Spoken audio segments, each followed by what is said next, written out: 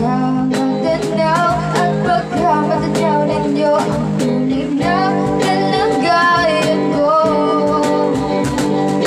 Naugulat ako pa kayo sa loob ng malaking bahay, malawak na bakura, nataas na pader, pinabaligira at nakapila mga mamahang sasakyan, mga bantay na laging bulong na bulong, wala namang kasapero, marami ang nakabarong. Lumakas man ang ulan ay walang butas sa bugbo, mga plato ng sarap na di kilala ang tutong at ang kanin ng sipot, ng gatas na nasa kahon, kahit ang hindi pasko sa lamin sa ay may hamon. Sarap sigurong manirahan sa bahay na ganyan, sabi pa nila, dito mo rin matatagpuan ang tao na nagmamayari ng isang buwan, na pag may pagkakataon pinag-agawan, kaya naman hindi niya pinakapawalan, kung makikita ko lamang siya ay yakin sa sigawan na nakaupo. Subukan nyo namang tumayo,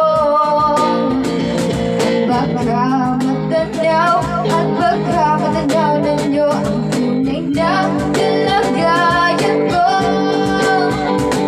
Mawalang galang na po sa taong nakaupo, alam niyo pong tatakal ng bigas namin ay puno, ang dinding ng bahay namin ay pinagtagpit ang pinyero sa gabi. Sobrang init na tumutog ang niyero na di kayang bilhin ko pang ilagay sa inumin, pinakulong tubig sa lumang takuling kuli-kuli, gamit ng paggatong na inanong lamang sa estero na nagsisilbing kusina. Sumagay amin banaw ang aking ina na may kayamanan sa kaldero na nagagamit lang pag ang aking ama ay sumunod, pero kulang pa rin, kulang na to yung kusin. Asin ko na pero sa maghawit pagkakasyahin, di ko alam ko talaga maraming harang o mataas na kabakot o nagbubulag-bulagan lamang po kayo. Kahit sa dami ng pera no, walang gusto na makapagpapalinaw ng mata nyo, kaya huwag kang masyadong malaga, matumato sa langit, ang nagdama ay huwag magaling.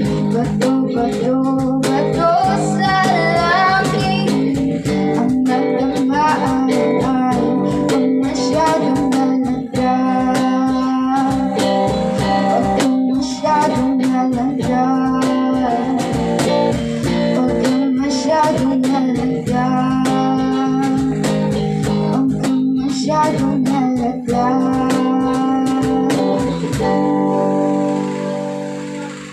Yo. Tapos na.